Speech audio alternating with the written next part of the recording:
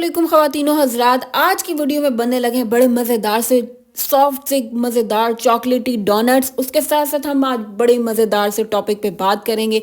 आपको मज़ा आएगा और मुझे आपके साथ अपने दिल की बातें शेयर करने का भी मज़ा आएगा। तो वीडियो को लाइक, अच्छा उससे पहले अगर आपने मेरे चैनल को सब्सक्राइब नहीं किया तो जल्दी से मेरे चैनल को सब्सक्राइब कर दें, वीडियो को लाइक एंड शेयर कर दें ताकि, और मुझे बताएं कि आपको इस तरह के टॉपिक, इस तरह की स्टोरी सुनना कैसा लगता है। अगर आपको अच्छा लगता है तो आपकी बहन हाजिर है इस तरह के टॉपिक जो अच्छे अच्छे बनाती रहेगी।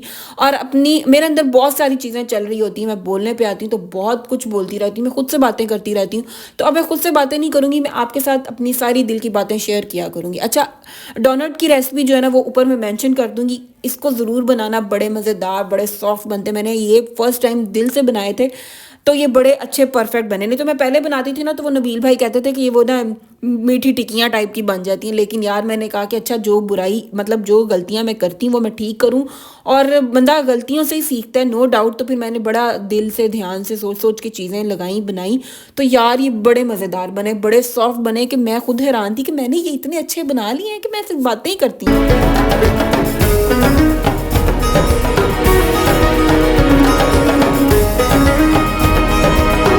तो आज का मेरे वीडियो का टॉपिक है लड़की वही अच्छी जो पिया मन भाए। पिया को मैंने कांटा मार दिया हुआ और ऊपर लिख दिया ससुराल वालों को बाय। जी बिल्कुल, इसमें कितनी सच्चाई है वो आज हम बात करेंगे, और आप भी मुझे बताना कि क्या मैं जो बातें कर रही हूँ वो ठीक है या नहीं है, ऐसा होता है या नहीं होता। अच्छा, सारी कहानी शुरू से आपको सुनाते हैं। जब लड़की की शादी नहीं होती, जो अनमैरिड लड़कियां होती हैं ना, जो मेरी तरह होती हैं, उन्होंने बड़े बड़े ख्वाब सजाए होते हैं, बड़ी अपनी आसपास की वो रोमांटिक स्टोरीज देख देख के, रोमांटिक स्टोरीज पढ़ पढ़ के ना अपने आप को कहीं और किसी और दुनिया में, इमेजिनेशन की दुनिया में ले जाती हैं और अपना आसपास सोचती हैं कि बस ऐसे ही होता है, ऐसा नहीं होता। लेकिन मैं आपको बताऊं, जितनी भी खवातीन लड़कियां शादीशुदा है ना, अब आप उनको जाके पूछ लो, चाहे वो शादी से पहले जितना मर्जी भी उनको उछलू कुदलू लगे हुए थे कि यार बस हमारी किसी तरह शादी हो जाए, अब उनका आप जाके हाल देखो। 1 साल बाद, 2 साल बाद वो कहती हैं कि जैसा हम सोचते थे ना, जैसा हमने इमेजिन किया था ना, भाई साहब ऐसा कुछ नहीं होता।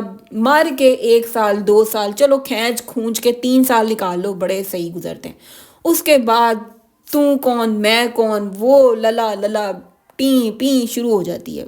अगर लड़की की लव मैरिज हो रही है तो भाई सोने पे सुहागा, क्योंकि मुझे लगता है कि अगर उसकी लव मैरिज हो रही है ना तो ठीक है, अपने साल जिंदगी के जो 2 साल 3 साल उसने गुजारने हैं ना, वो उसके ठीक है उसी तरह गुजर जाएंगे जैसे वो सोच के गई होती है। अरेंज मैरिज और लव मैरिज में 3 साल बाद 4 साल बाद यही कुछ रोना शुरू होना होता है, तो फिर क्यों ना बंदा लव मैरिज ही करवा ले और अपनी ज़िंदगी के वो 2-3 साल यादगार गुजारे।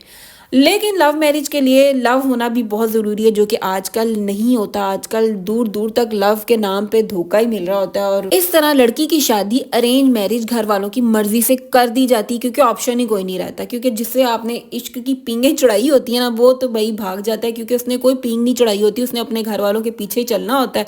और जहाँ उसके घर वालों ने बिस्मिल्लाह करनी होती है ना, उसने वहाँ पे आमीन करना होता है। क्योंकि उसको क्या है, उसने तो भाई नई चीज़ को कह देना कि वाह अभी तो हमें नहीं मिल रही है, सारी बातें हम नहीं करेंगे, नया सा सब कुछ स्टार्ट करेंगे, उसका कुछ नहीं जाना।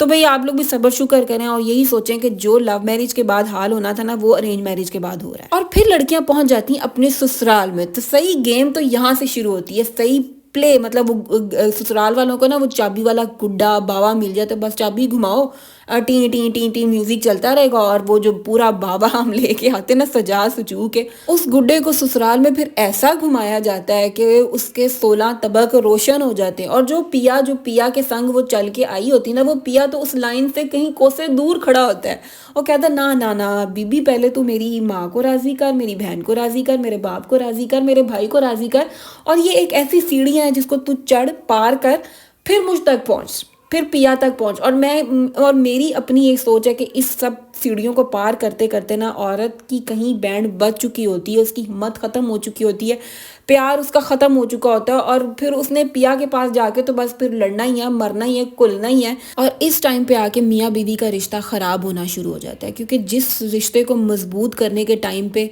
लड़के ये कह देते हैं कि हमारे घर वालों को राज़ी करो, मेरी माँ को राज़ी करो, मेरे बाप को राज़ी करो, मेरे घर में एक अच्छी बीवी का, एक अच्छी बहू का पहले मुकाम बनाओ, फिर मैं तुम्हें अच्छी बीवी के दर्जे पे देखूंगा। तो मेरा ख्याल है कि ये चीज़ें नहीं होनी चाहिए। मैंने एक मुफ्ती साहब का बयान सुना था, मुझे उनका नाम नहीं पता, तो उन्होंने बोला था कि ये बीवी की ज़िम्मेदारी नहीं होती कि वो आपके घर आए तो आपकी माँ को सँभाले, आपके बाप को सँभाले, आपके घर की उन तमाम छोटे बहन भाइयों को सँभाले, जिसका सँभालने का ज़िम्मा आपके सर पे है। वो आप अपने सर से उतार के अपनी बीवी के सर पे नहीं डाल सकते।